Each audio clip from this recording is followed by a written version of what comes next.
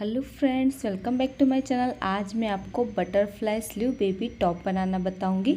तो देखिए, उसके लिए मैंने सिर्फ 1 मीटर ये कॉटन का फैब्रिक लिया हुआ है। आप इसे किसी भी फैब्रिक में से बना सकते हैं। तो 1 मीटर में से ही हम टॉप की कटिंग करेंगे। तो देखिए, पूरा ये मेरा 1 मीटर फैब्रिक है। इसे मैंने डबल फोल्ड किया है और इसे हम एक बार फिर से फोल्ड कर लेंगे तो ये 4 फोल्ड हो जाएगा। अभी देखिए, ऊपर से किनारी वाली साइड है उसे हम कट कर देंगे। और देखिए, जितनी भी आपको टॉप की लंबाई रखनी है उसमें 1 इंच आपको एक्स्ट्रा रखना है। तो मैं 22 इंच की लंबाई रखने वाली हूँ, तो 23 इंच तक का फैब्रिक मैं इसमें से कट कर लूँगी। तो ये देखिए, हमारा ये सिर्फ 1 मीटर ही फैब्रिक है, तो 23 इंच की लंबाई मैंने रखी है। तो इस तरीके से हम 23 इंच पर निशान लगा लेंगे। दूसरी साइड पर भी हम 23 इंच पर निशान लगा लेंगे और इसकी हम कटिंग कर लेंगे। तो ऊपर से देखिए, ये हमारा टॉप पार्ट कट हो गया और ये जो बचा हुआ फैब्रिक है इसमें से हम स्लीव की कटिंग करेंगे। तो देखिए, आप आसानी से 1 मीटर में से टॉप की कटिंग कर सकते हैं।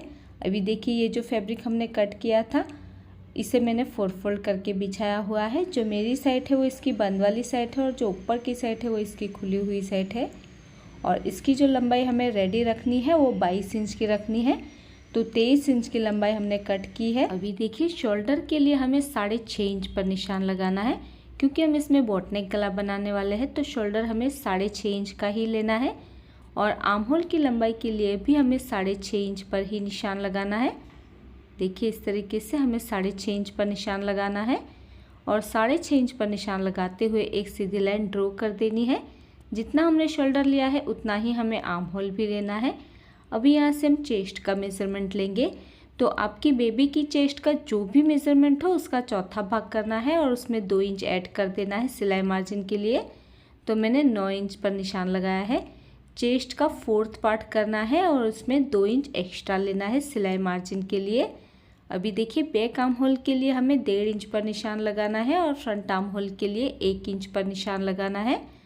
और दोनों निशानों पर हमें राउंड शेप ड्रॉ कर देना है फ्रंट और बैक आर्म होल के लिए। देखिए, इस तरीके से। अभी ऊपर से एक निशान हमें 12 इंच पर लगाना है, जहाँ से हम कमर का मेज़रमेंट लेते हैं। तो आपकी बेबी की कमर का जो भी मेज़रमेंट हो उसका चौथा भाग करना है और उसमें भी हमें 2 इंच ऐड कर देना है सिलाई मार्जिन के लिए। तो मैंने 8 इंच पर निशान लगाया है। बेबी की वेस्ट का 4th पार्ट करके 2 इंच एक्स्ट्रा लेना है सिलाई मार्जिन के लिए। और देखिए, नीचे की साइड से हमें बेबी की हिप की चौड़ाई का चौथा भाग करना है और उसमें भी हम 2 इंच ऐड कर देंगे सिलाई मार्जिन के लिए। तो नीचे से मैंने 9.5 इंच पर निशान लगाया है। हिप का 4th पार्ट करके 2 इंच एक्स्ट्रा लेना है। अभी दोनों निशानों को मिलाते हुए देखिए, साइड से भी हम इस तरीके से लाइन ड्रॉ कर लेंगे। अभी गले की चौड़ाई के लिए हमें 3.5 इंच पर निशान लगाना है, क्योंकि हम इसमें बोटनेक गला बनाने वाले हैं। और पीछे की गले की लंबाई के लिए हम 2 इंच पर निशान लगाएंगे और आगे की गले की लंबाई के लिए हमें 4 इंच पर निशान लगाना है। पीछे की गले की लंबाई 2 इंच और आगे की गले की लंबाई 4 इंच की लेनी है और इस तरह से हमें इसमें बोटनेक शेप ड्रॉ कर देना है। अभी जहाँ पर हमारी आर्म होल वाली लाइन है वहाँ पर हमें आधा इंच पर निशान लगाना है और एक तिरछी लाइन ड्रॉ कर देनी है शोल्डर स्लोप के लिए। अभी सबसे पहले हमें बैक नेक और बैक आर्म होल से इसकी कटिंग कर देनी है। तो जैसे हमने ड्रॉ किया है बिल्कुल वैसे ही हमें इसकी कटिंग कर देनी है। तो देखिए, इस तरीके से हमने कटिंग कर दी है। अभी हमें इसमें से एक पार्ट को निकाल लेना है और एक पार्ट को निकालने के बाद हम इसे वापस से डबल फोल्ड कर लेंगे और फ्रंट नेक और फ्रंट आर्म होल की कटिंग कर लेंगे। देखिए, इस तरीके से हमें फ्रंट नेक और फ्रंट आर्म होल की कटिंग कर देनी है। तो देखिए, मैंने कटिंग कर दी है और ये हमारे 2 पार्ट है, आगे और पीछे के लिए। अभी देखिए, सबसे पहले हम इसका नेक रेडी कर लेंगे। तो उसके लिए तो देखिए, हम सिर्फ 1 मीटर में ही ये टॉप बना रहे हैं, तो पट्टियों के लिए हमें कोई अलग फैब्रिक यूज़ करना होगा। तो आपके पास कोई भी बचा हुआ फैब्रिक हो, कॉन्ट्रास्ट कलर में भी होगा तो भी चलेगा, पीछे की साइड से नज़र नहीं आएगा।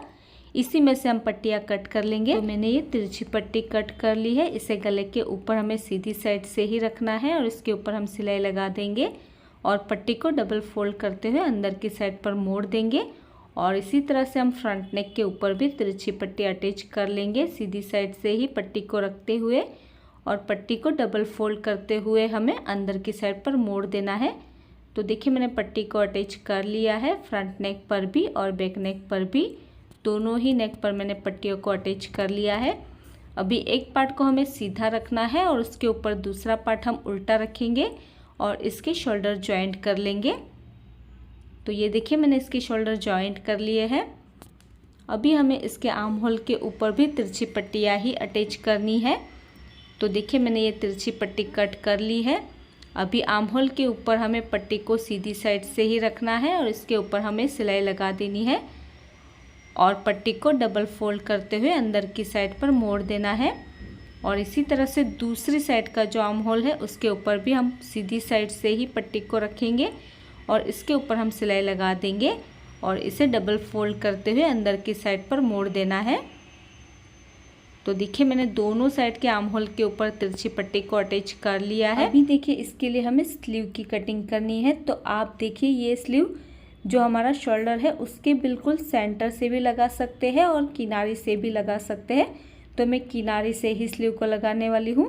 तो जो हमारा शोल्डर है और जो हमारी आर्म होल वाली साइड है वहाँ से हमें 1 इंच अंदर की साइड पर इस तरीके से निशान लगा देना है दोनों ही साइड के शोल्डर के ऊपर। उसके बाद देखिए स्लीव की लंबाई आप अपनी पसंद से कम या ज़्यादा रख सकते हैं। आप पूरी नीचे तक भी स्लीव की लंबाई रख सकते हैं या फिर कमर की चौड़ाई तक भी आप स्लीव की लंबाई रख सकते हैं या फिर आप जितनी लंबाई रखना चाहे उतनी लंबाई आप रख सकते हैं। तो देखिए शोल्डर से लेकर मैं यहाँ पर 17 इंच तक की स्लीव लगाने वाली हूँ। मैंने जैसे कि बताया आप अपनी पसंद से स्लीव की लंबाई कम या ज़्यादा कर सकते हैं या फिर पूरी नीचे तक भी स्लीव की लंबाई रख सकते हैं। तो मैं 17 इंच तक की स्लीव इसमें लगाने वाली हूँ। तो देखिए शोल्डर से लेकर इस तरीके से हमें 17 इंच पर एक निशान लगा देना है और निशान लगाने के बाद हमें एक सीधी लाइन ड्रॉ कर देनी है 17 इंच तक। तो आर्म होल से 1 इंच अंदर की तरफ हमें निशान लगाना है और एक सीधी लाइन ड्रॉ कर लेनी है।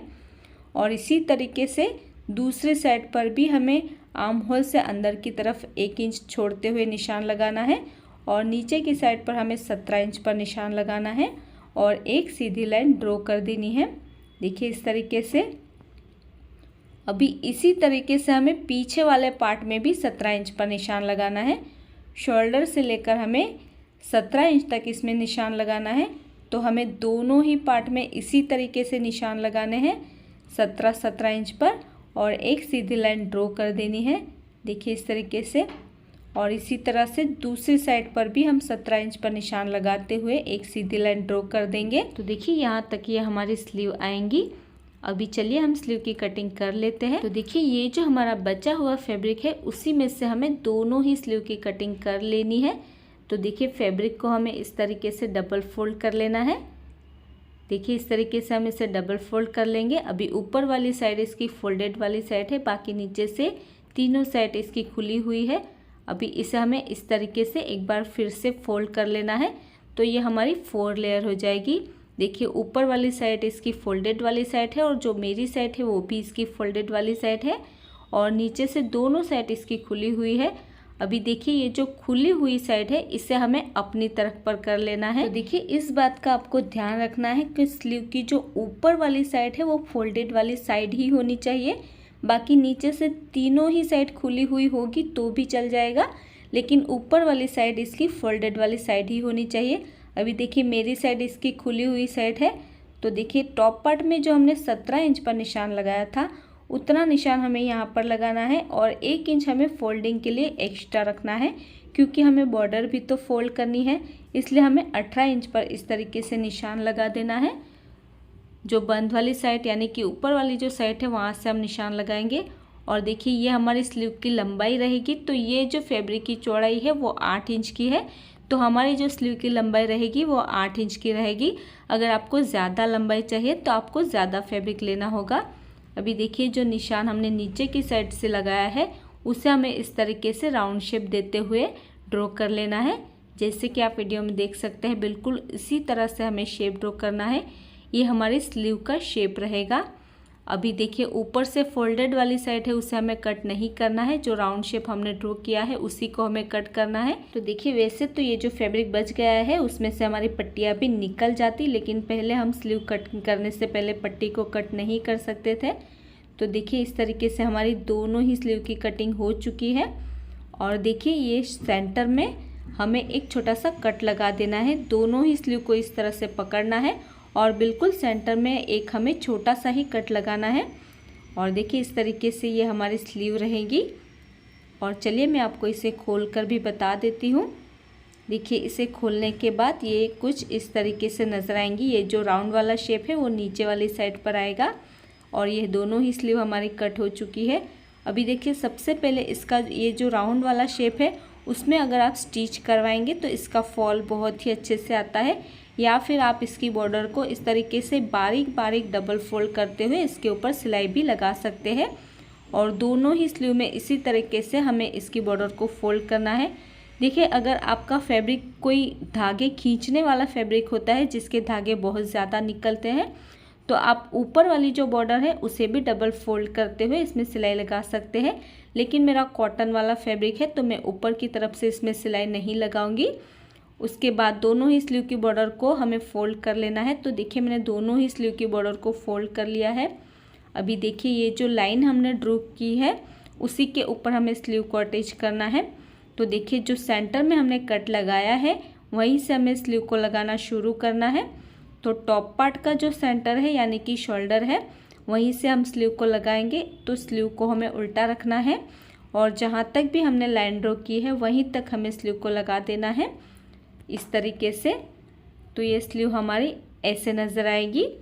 और इसी तरीके से दूसरी साइड पर भी हम स्लीव को सेंटर से ही लगाना शुरू करेंगे। तो देखिए स्लीव की जो लंबाई हमने जो लाइन ड्रॉ की है उससे थोड़ी ऊपर नीचे भी हो जाएगी तो कोई परेशानी नहीं होगी। इसी तरीके से हमें दोनों स्लीव को अटैच करना है। तो चलिए मैं आपको मशीन पर भी लगाकर बता देती हूँ। तो देखिए हमारा शोल्डर है और शोल्डर के बिल्कुल सेंटर में हमें स्लीव को रखना है। तो देखिए स्लीव के भी बिल्कुल सेंटर में हमने कट लगाया है। तो सेंटर से सेंटर को हमें मिलाना है और जो हमने लाइन ड्रॉ की है वहीं पर हमें स्लीव को रखना है और बिल्कुल सीधी हमें इसमें सिलाई लगा देनी है। तो बहुत ही आसान तरीके से ये स्लीव हमारी लग जाती है और पहनने पर बहुत ही सुंदर लगती है। और इसी तरीके से दूसरी साइड पर भी हम सिलाई लगा देंगे। आप चाहे तो स्लीव की लंबाई ज़्यादा भी रख सकते हैं। हमारे पास फैब्रिक कम था इसलिए मैंने स्लीव की लंबाई कम रखी है। आप ज़्यादा लंबाई रखेंगे तो भी ये बहुत सुंदर लगता है। और इसी तरीके से दूसरे साइड वाले आर्म होल के ऊपर भी हम इस स्लीव को अटैच कर लेंगे।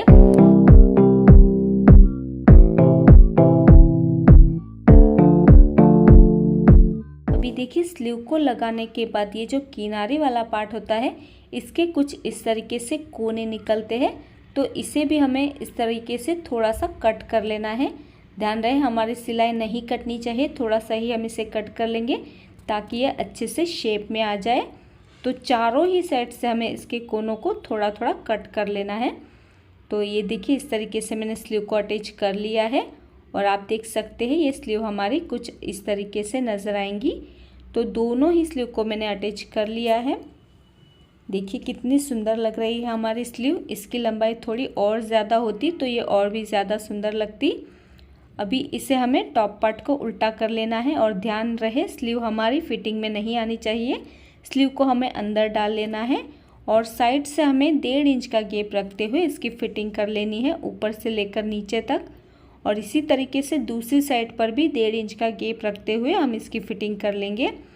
उसके बाद जो नीचे वाली बॉर्डर है उसे हमें सिंपली डबल फोल्ड कर लेना है और इसके ऊपर हमें सिलाई लगा देनी है।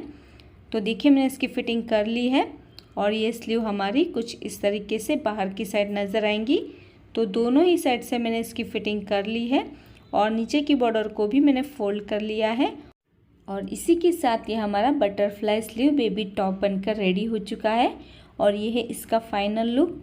सो फ्रेंड्स आई होप आपको आज का ट्यूटोरियल पसंद आया होगा। अगर आपको आज का वीडियो पसंद आया तो इसे लाइक और शेयर ज़रूर कर देना। और अगर अभी तक आपने हमारे चैनल को सब्सक्राइब नहीं किया है तो प्लीज़ इसे सब्सक्राइब कर लीजिए और साथ में उस बेल आइकन को प्रेस करना मत भूलिएगा ताकि आपको हमारी आने वाली वीडियो की नोटिफिकेशन सबसे पहले मिल सके। और आपको ये वीडियो कैसा लगा है मुझे कमेंट करके ज़रूर बताइएगा। मेरा ये वीडियो देखने के लिए thank you so much friends.